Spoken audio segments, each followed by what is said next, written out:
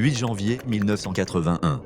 Dans le petit village tranquille de Trans-en-Provence, dans le Var, un homme mène une vie ordinaire.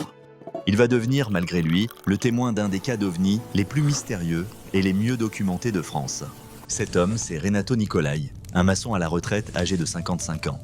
Sa maison est isolée, entourée de champs et d'une route départementale peu fréquentée. Ce jour-là, il travaille dehors, occupé à quelques tâches de jardinage et à la construction d'un abri. Le soleil brille faiblement dans le ciel d'hiver et l'air est froid et sec. Rien n'annonce qu'un événement étrange est sur le point de bouleverser la quiétude de ce hameau provençal. Soudain, Nicolai entend un bruit insolite. Pas une voiture, ni le grondement d'un avion, mais un son sec, comme un sifflement mécanique, rappelant une turbine ou une roue tournant très vite.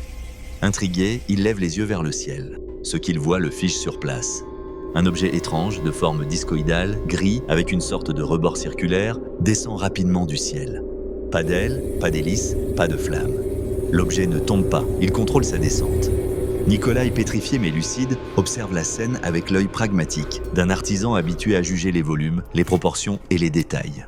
L'engin se pose brutalement sur le sol dans le champ voisin, à quelques dizaines de mètres de lui. Le bruit s'arrête net, le silence retombe, encore plus lourd qu'avant. Nicolai n'ose pas bouger. L'objet reste immobile seulement quelques instants. Puis, sans prévenir, il reprend son vrombissement caractéristique et décolle, s'élevant dans les airs à une vitesse ahurissante. En un clin d'œil, il disparaît dans le ciel clair, laissant derrière lui un témoin abasourdi, le cœur battant. L'homme s'approche prudemment de l'endroit où l'objet s'est posé. Dans la terre sèche, il découvre une marque circulaire, comme si le sol avait été écrasé par une énorme masse. Autour, la végétation semble abîmée, brisée, presque brûlée. Nicolai raconte aussitôt son histoire à sa famille et aux gendarmes. Ce qui aurait pu passer pour une simple anecdote prend rapidement une dimension exceptionnelle. L'affaire attire l'attention du GEPAN, organisme officiel français chargé d'enquêter sur ce genre de phénomène. Les experts arrivent sur place.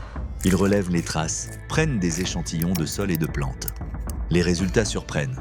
La terre présente des anomalies de compression. Les végétaux, eux, montrent des modifications biologiques et chimiques inhabituelles, comme si un rayonnement ou une force mystérieuse les avait affectés. L'affaire de Trans-en-Provence devient rapidement célèbre dans le monde entier, car elle combine un témoignage détaillé, des preuves matérielles tangibles, et une enquête scientifique rigoureuse menée par un organisme gouvernemental. Contrairement à tant d'histoires d'OVNI basées sur de simples récits oraux, ici il y a un lieu précis, une date, un témoin crédible, et surtout des indices physiques difficiles à expliquer. Et pourtant, malgré des décennies d'analyse, le mystère demeure entier. Le cas de Trans-en-Provence reste aujourd'hui un symbole dans l'histoire des OVNI. Un instant suspendu dans le quotidien d'un homme simple. Et une trace inexplicable, laissée dans un champ provençal. Était-ce un prototype militaire secret? Une technologie inconnue? Ou bien, comme certains l'affirment encore, un véritable vaisseau venu d'ailleurs? La question reste ouverte et résonne encore dans les esprits. Qu'a réellement vu Renato Nicolai ce jour-là?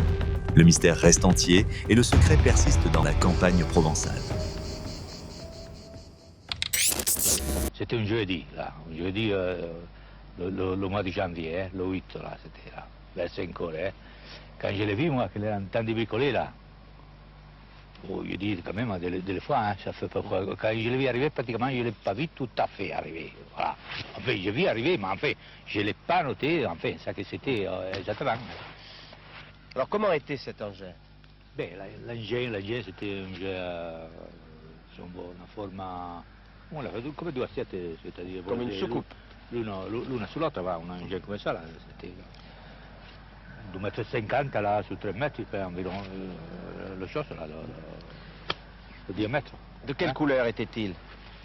Plomb, matto, là. Il n'y avait pas d'insigne, de marque Non, dessus? il n'avait rien du tout, là. C'est une soucoupe, hein, si on la voit appeler, hein.